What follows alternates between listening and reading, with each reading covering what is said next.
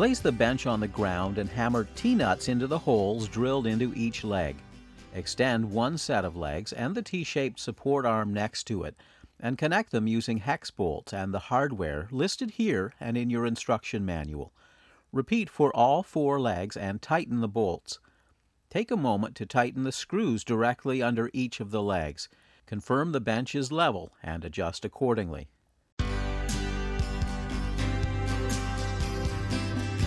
Place the left and right access rail on the ground so they're parallel and the angled ends are facing up. Fit the ladder treads into the grooves. When all 4 are in place, make sure the top edge of each tread is flush with the front of the access rails. Pre-drill through the holes in the access rails. Now fasten each of the ladder treads in place using 4 wood screws.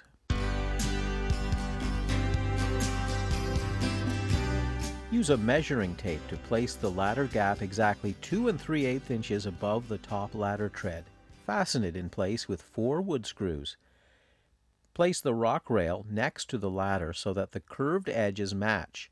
Move the RWAL support into place. Make sure it's flush to the top and side of the access ladder assembly. Then fasten it with the correct wood screws. Repeat to attach the other end of the RWAL support to the curved end of the rock rail, once again making sure it's flush with the top.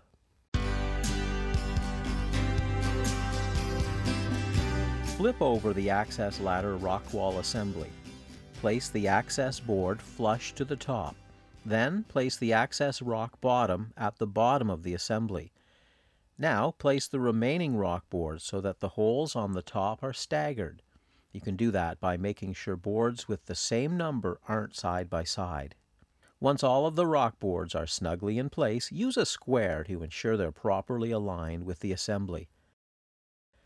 When one end is flush to the left access and the pilot holes are centered over the rock rail, fasten each of the rock boards using 4 wood screws. Don't attach the access board. You'll be attaching it in a later step.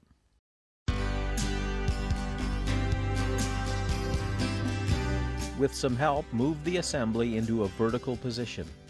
Attach each one of the rocks onto the face of the rock wall using the pan bolt and all of the hardware provided to secure each rock into place. Make sure you alternate colors and shapes to make the climbing experience more interesting. With some help, move the narrow back panel into place so that it overlaps the edge of the slide end panel. Make sure the top and bottom of the 2 panels are flush. Use a square to align the panels at a 90-degree angle. Then pre-drill through the 4 holes along the edge of the narrow back panel. Use 4 wafer lags to fasten the panels together. When you're done, check the alignment again with a square. Repeat those steps to attach the narrow front panel against the right side of the slide end panel. On this end, make sure the slide end panel overlaps the narrow front panel.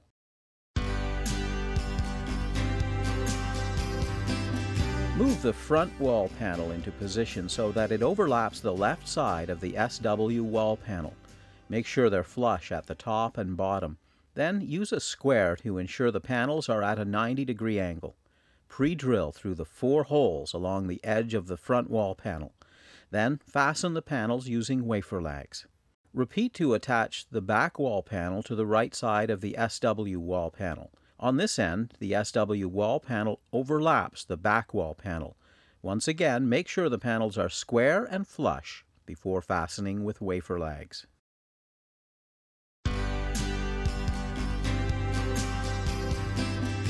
With some assistance, move the slide wall assembly and swing wall assembly together so that the narrow back panel and narrow front panels are tight together. Make sure the assembly is square. Then place a floor joist so that it's flush to the bottom of the narrow front panel and narrow wall panel. Make sure the end of the floor joist is tight to the slide end panel, then fasten it in place with 4 pan screws. Once again, check to make sure the panels are square before installing a second floor joist, this time along the bottom of the narrow back panel and back wall panel. Make sure the end of the floor joist is tight to the slide end panel before attaching it in place with pan screws.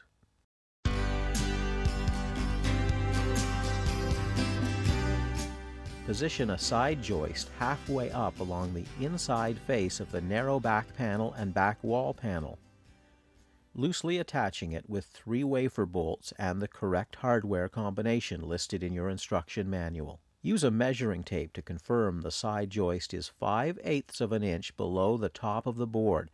When the side joist is level, fasten it with wafer bolts. Repeat to attach a second side joist halfway up along the inside face of the narrow front panel and front wall panel. Once again, make sure it's level and 5/8 of an inch below the top of the board.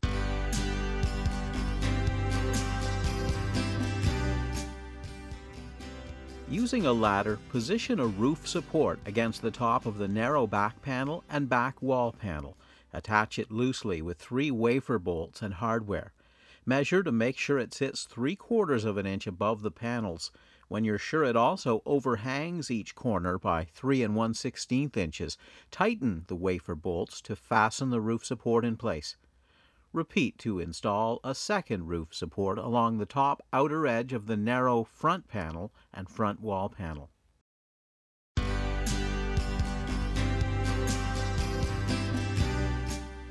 From inside the assembly, place a flat panel bracket about 2/3 of the way up where the narrow back panel and back wall panels meet. Use 4 pan screws to secure it in place. Attach a second flat panel bracket directly below the first one, this time about 1/3 of the way up from the ground. Repeat to connect the narrow front panel and front wall panel with 2 more flat panel brackets.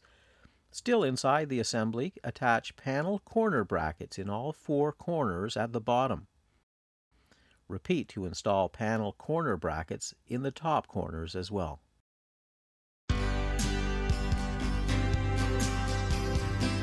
Place a floorboard over the 2 side joists so that it's tight against the SW wall panel. Fasten it with 4 wood screws, then repeat to install a second floorboard tight against the slide end panel. Next, position the long floor joist so that it's tight to the bottom of each floorboard. Attach it with the proper wood screws through the pilot holes on the outside of the side end panel and SW wall panel. Back inside, use 2 wood screws to attach each floorboard to the long floor joist.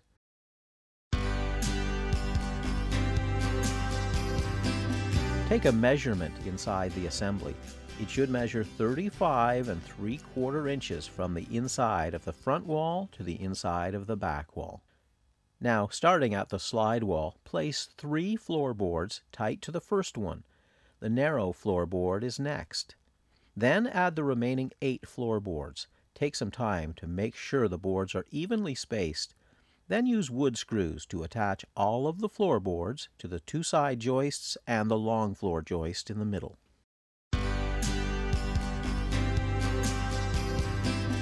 Place the SW wall top along the bottom of the opening in the SW wall panel. It should sit tight to the corner of the panels with the overhang facing in. Attach it with a wood screw at each end. Position a corner bracket so that it's underneath the wall top and in the middle. Fasten it to the wall top and SW wall panel using 3 pan screws. Now position the half wall top along the bottom of the opening of the slide end panel. Attach it with a wood screw at each end. Then install 2 corner brackets underneath, this time attaching them to the slats on the slide end panel and the half wall top.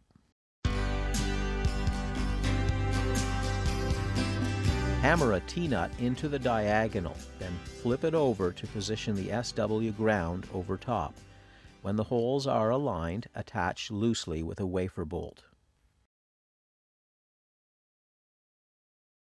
Now position the diagonal so that its end is flush with the front outside edge of the SW wall panel.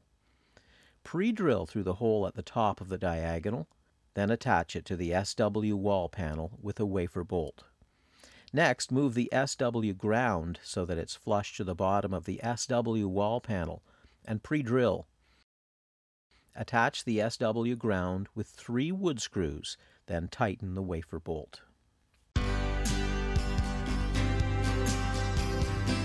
Move the access ladder Rockwall into position against the back wall panel. Adjust it so that the top edge is flush to the top of the floorboards. Make sure it's also flush to the outside edge of the back wall panel. Then attach it with 4 wood screws.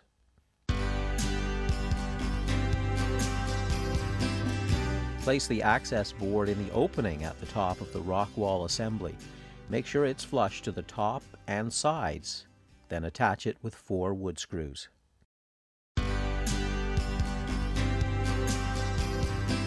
Position the RWAL ground brace so that it's flush to the bottom of the rock rail. The front edge should be flush to the front of the rock wall. Attach the RWAL ground brace with 2 wood screws. Then, after confirming the other end of the RWAL ground brace is flush with the bottom of the SW wall panel, attach it with the appropriate wood screws.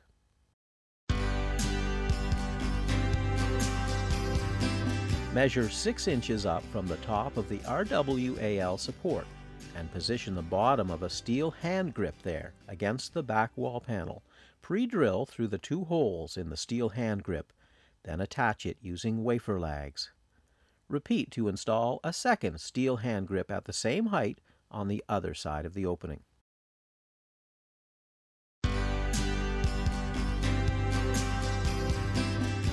With the inside of the door panel facing up, measure 15 inches up from the bottom. Position the bottom edge of the catch plate there and fasten it with 2 wood screws. Now measure 22 inches up from the bottom and position the bottom edge of the door handle there. Secure it with 2 pan screws.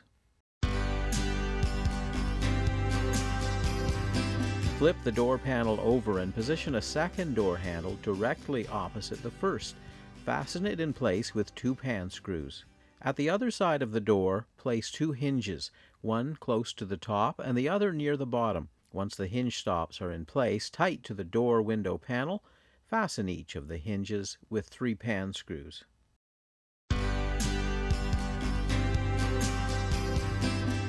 With some help, move the door window panel into place. Using a tape measure, position the bottom so that there's 3/4 of an inch space underneath. There should also be 5/8 of an inch space on the hinge side. Attach the door window panel using 3 pan screws per hinge.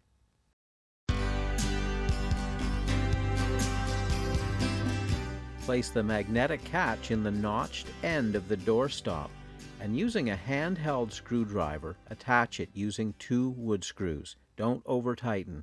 Now from inside the assembly, attach the door stop to the narrow front panel using 3 wood screws. When you're done, the door stop should overhang the door side panel by 1 1/4 inches and be aligned to connect with the catch plate.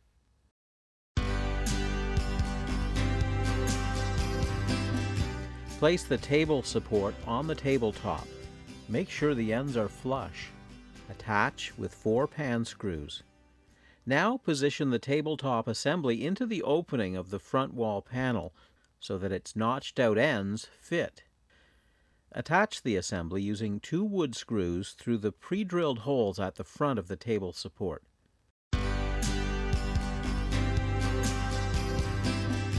From inside the assembly, use 2 pan screws to secure a flat panel bracket in the opening of the front wall panel. It should be positioned in the top corner on the door side. Now hold the chalk wall block in place tight to the corner and attach it with 2 pan screws.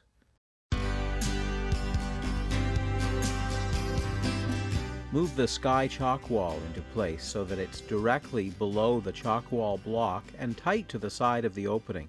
Secure it in place with 4 pan screws inside and 1 on the outside.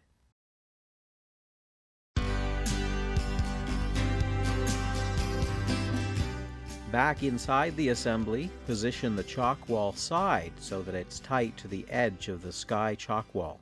Use the appropriate wood screws to attach the chalk wall side, first to the side of the chalk wall block, then at the top and bottom opposite the grooved sides of the chalk wall side. Finally, use a pan screw to secure the chalk wall side to the sky chalk wall. Attach the 6 heavy-duty swing hangers, first by pushing 2 hex bolts through each heavy-duty swing hanger and the engineered SW beam. Secure each bolt with the appropriate flat washer and lock nut, then tighten. Attach a spring-loaded quick link to each heavy-duty swing hanger. Then turn the engineered SW beam over. Install a T-nut into the center hole on one side. On the other, insert a wafer bolt and tighten. Place the Cedar Summit plaque at the center of the engineered SW beam over top of the T-nut. Attach the plaque with 4 wood screws.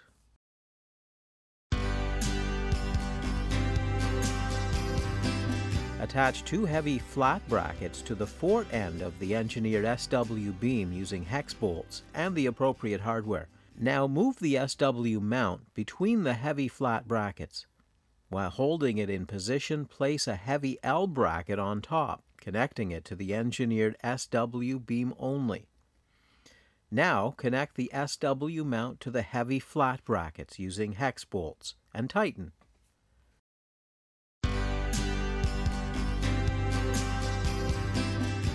Place the SW block angle on the block SW, then position 2 heavy L brackets and insert hex bolts. Roll the assembly onto its side and attach the bolts loosely with the hardware provided. Next, hammer 3 T-nuts into each SW post. Insert 3 wafer bolts on the opposite side and tighten. Position a heavy C bracket over one of the SW posts. Feed a wafer bolt through the holes in each, then through the block SW and the other SW post. Attach loosely.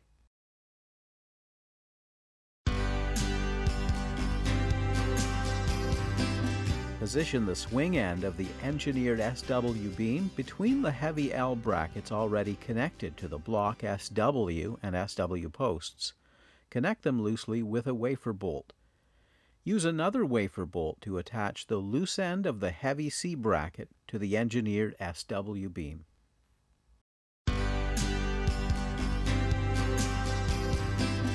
With some help, lift the fort end of the swing post assembly into position at the top of the fort. When the SW mount is flush to the top of the SW wall panel, insert the hex bolts. The one at the bottom is inserted from the outside, and the bolt in the top hole from inside the assembly.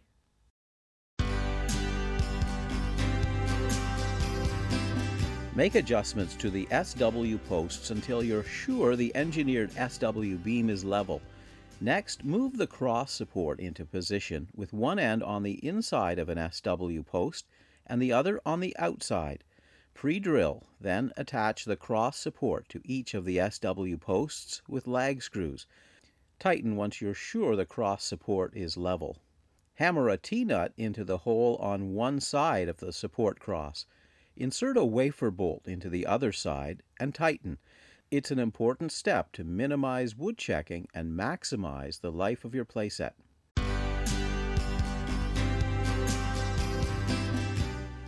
Tighten all of the bolts connecting the engineered SW beam, the block assembly, and the SW posts. Next, drill pilot holes into the block assembly through the holes near the top of each SW post. Install lag screws and make sure they're tightly in place. Pre-drill a hole into the bottom of the engineered SW beam through the remaining hole in the heavy C bracket. Insert a lag screw.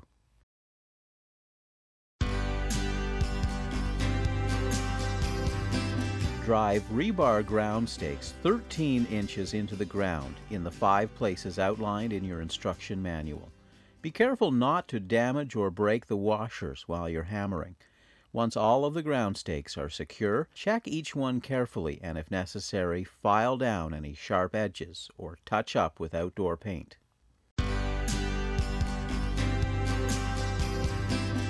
Place the Crowsnest gusset and Crowsnest joist together so that the bottoms and ends are flush. Attach with one pan screw. Create a second set, this time with the Crowsnest joist on the opposite side from the first.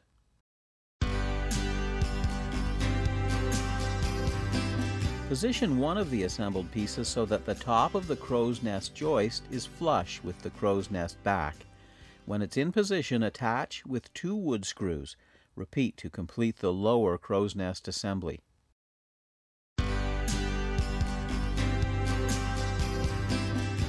Hammer a pair of T-nuts into 2 upright crow's nests. Then flip them over and lay them parallel on the ground. At one end, position the crow's nest top so that the holes are aligned. Place the crow's nest front at the other end.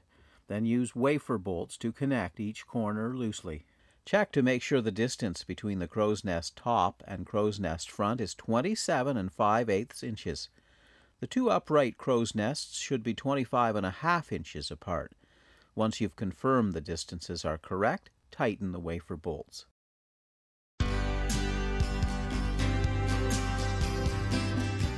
Flip the assembly over and place a crow's nest short on the crow's nest top so that it's flush with the 2 uprights.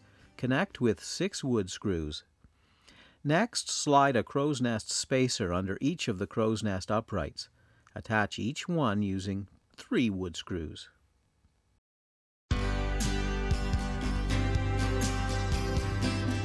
Position a crow's nest bottom side so that it's flush to the inside edge of one of the posts in the slide end panel. Make sure the pilot holes in the crow's nest bottom side are on the bottom. Then attach it using 2 wood screws. Repeat to install a second crow's nest bottom side.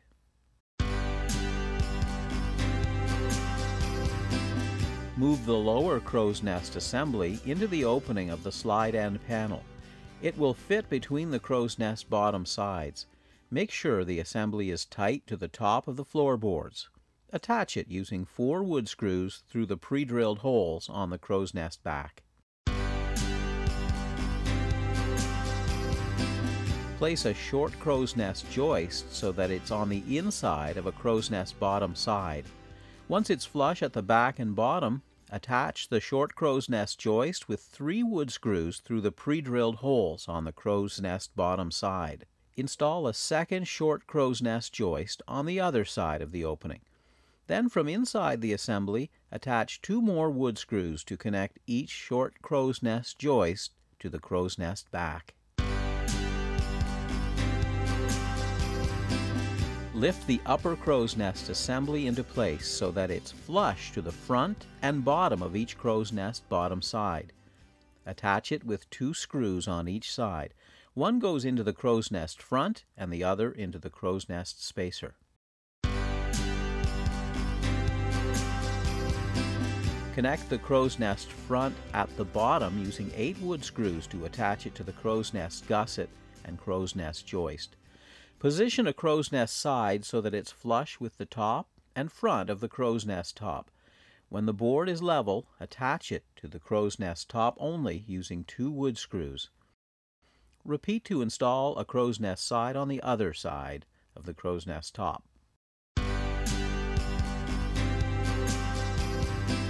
From inside the assembly, use 2 wood screws to attach the end of each crow's nest gusset to the slide end panel. Next, check to make sure one of the crow's nest sides is level. Attach it to the inside of the panel post with 2 wood screws.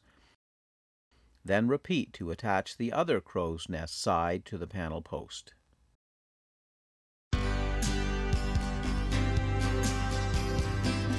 Lay the crow's nest gap board into position so that it's flush to the front of the crow's nest front. Now place a crow's nest floor flush to the back of the crow's nest back.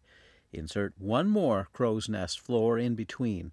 Attach the floorboards with 8 wood screws each and use 6 screws to secure the crow's nest gap board.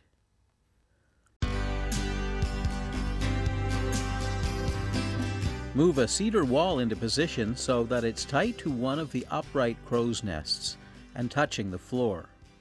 Attach it with 4 wood screws, and repeat to install a second cedar wall tight to the other upright crow's nest. Measure 2 1/4 inches from the edge of the first cedar wall and position a second one. Fasten it with 4 wood screws. Repeat on the other side to complete the crow's nest wall.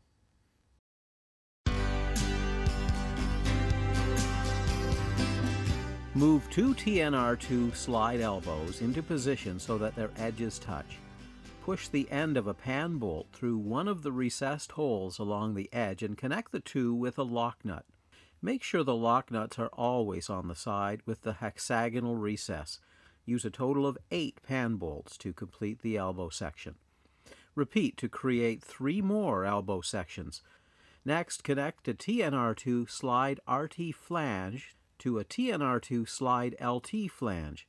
Use 4 pan bolts to attach them and tighten to complete the flange assembly.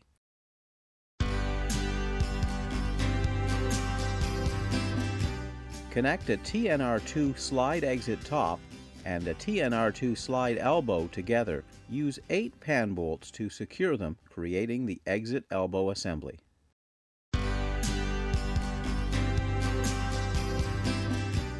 With some assistance, connect the flange assembly to the crow's nest.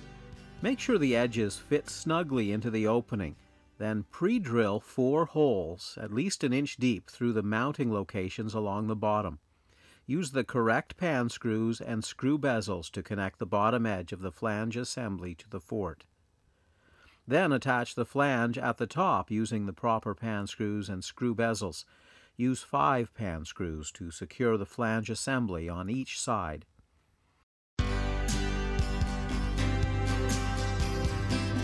Move an elbow assembly into position at the opening of the flange assembly.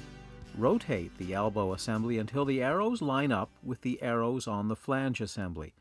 When they're properly aligned, place a TNR2 slide clamp ring on top. Insert pan bolts through the designated holes in the slide clamp ring, but don't tighten.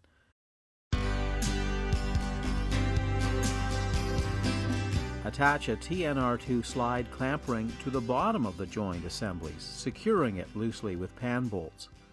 The Quadrex driver is ideal for reaching locations that may be difficult with a standard driver.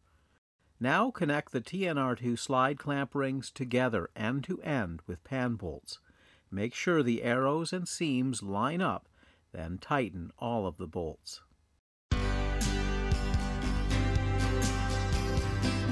Line up a second elbow assembly with the first and rotate until the arrows line up. When they do, place a TNR2 slide clamp ring on top of the joint assemblies. Connect them loosely. Use a Quadrex driver if you have difficulty lining up the bolt holes. Place a TNR2 slide clamp ring on the bottom of the joint assemblies, using 3 bolts to secure it in place. Make sure the arrows line up, then connect the slide clamp rings together and tighten all of the bolts.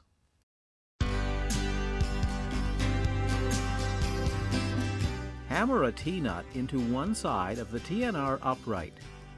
Connect the other side to the top hole in the TNR ground brace using the appropriate hex bolt and hardware. Make sure the boards are square, then secure them in place with a wood screw.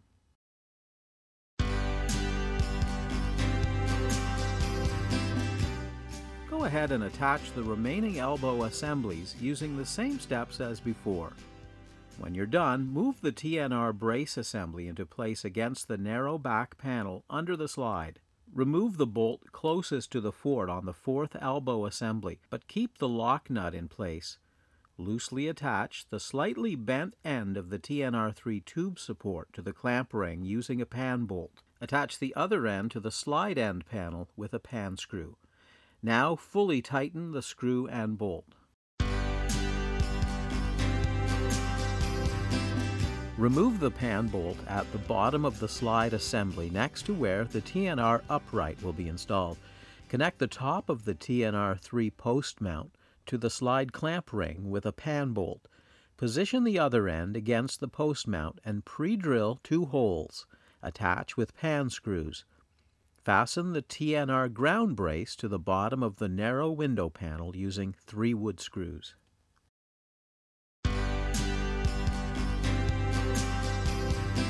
Insert the flanged edge of the exit elbow assembly into the slots on the TNR3 short exit.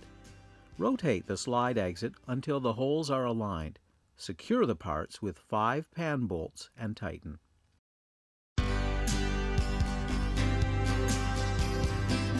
position the exit end assembly in front of the last elbow assembly. Line up the arrows, then place a TNR2 slide clamp ring on top of the joined assemblies. Rotate the slide clamp ring counterclockwise by one whole location. Insert the pan bolts loosely. Attach a TNR2 slide clamp ring to the bottom of the joint assemblies. Bolt the slide clamp rings together end to end, and then tighten the bolts.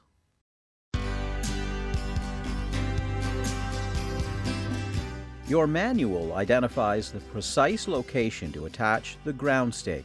Drive it 13 inches into the ground, then attach it to the ground brace using a pan screw. When you're done, check the ground stake for damage. File down any sharp edges and touch up with outdoor paint if necessary. Lay two roof rafters on a flat surface, connecting them at the peak. When the ends are flush, attach the roof rafters with a wood screw. Repeat to create a second roof rafter assembly.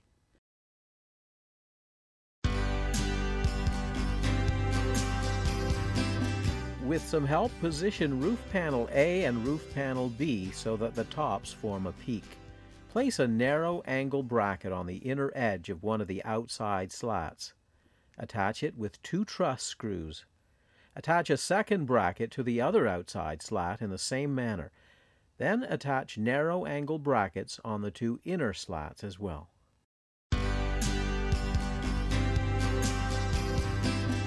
Place a roof rafter assembly on one side of the roof. Make sure it's flush and level with the peak, and the ends of the roof supports are flush with the ends of the roof panels. Secure the roof rafter assembly in place with 8 wood screws. Then attach a second roof rafter assembly in the same manner on the other side of the roof.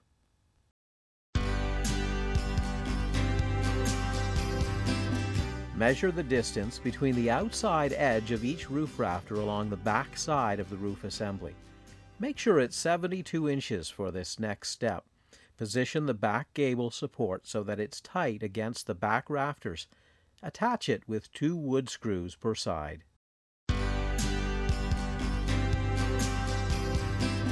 Turn the roof assembly over. Place the BK center gable on top of the back gable support and tight to the peak of the roof. Attach it with 2 wood screws. Slide the starburst center under the BK center gable. Use a measuring tape to center it, then attach the starburst center with 1 wood screw through the center of the BK center gable. Now position the 2 sunburst sides. The flat end should be flush to the back gable support. Attach each sunburst side to the starburst center with a wood screw.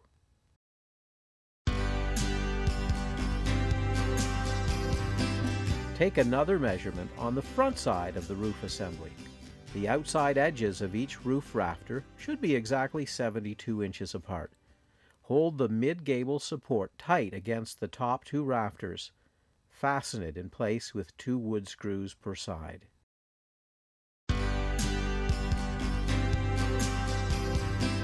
With the help of at least 2 people, lift the roof assembly over the front of the fort.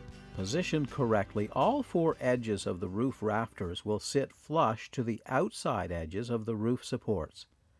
Using a ladder, attach each corner of the roof rafter to the roof supports with a wood screw. Place a small jamb mount in a back corner of the assembly where the roof rafter sits tight to the roof support. Fasten the small jamb mount with 2 truss screws.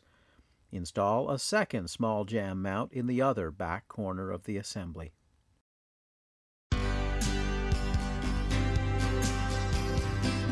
From inside the assembly, measure 36 inches from the end of a roof support.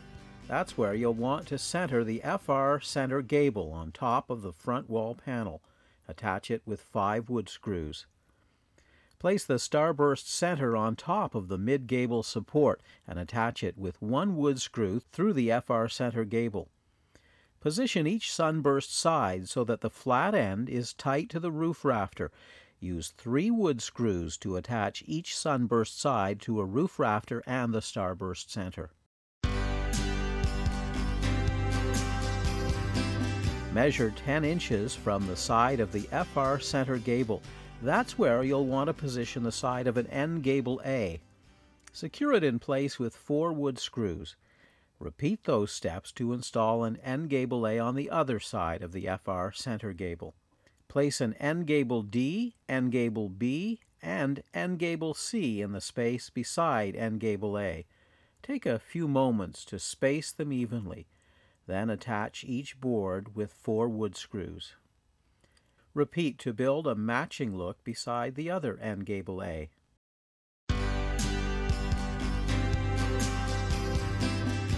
Using a ladder, place a 2x2 panel window into the openings beside the FR center gable. Attach each window to the FR center gable and end gable A with 6 wood screws. Attach a threaded clip to the end of the chain, then connect one end of the swing belt seat. Close the threaded clip by hand. Then use an adjustable wrench to tighten the threaded clip further. Add another threaded clip and chain to the other end of the swing belt seat, then repeat to assemble another belt swing. Next, attach a threaded clip to the end of a chain, connect the acro bar, add another threaded clip and the acro handles. Tighten the threaded clip by hand, then use the adjustable wrench to make it extra tight. Now attach the other end of the chains to the quick clips already connected to the swing hangers.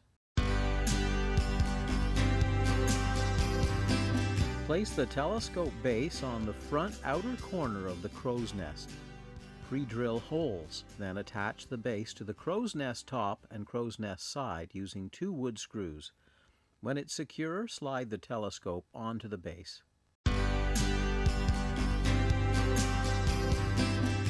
Position the steering wheel on the SW wall panel. Attach it with a wafer bolt from outside of the assembly.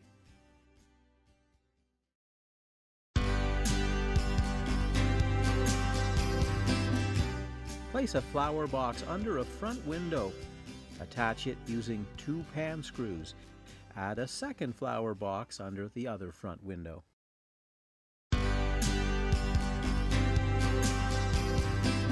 Place the gable clock assembly just above the door. Measure 3 1/4 inches up from the bottom of the center board. That's where you want to position the bottom edge of the clock. Secure it in place with 4 pan screws.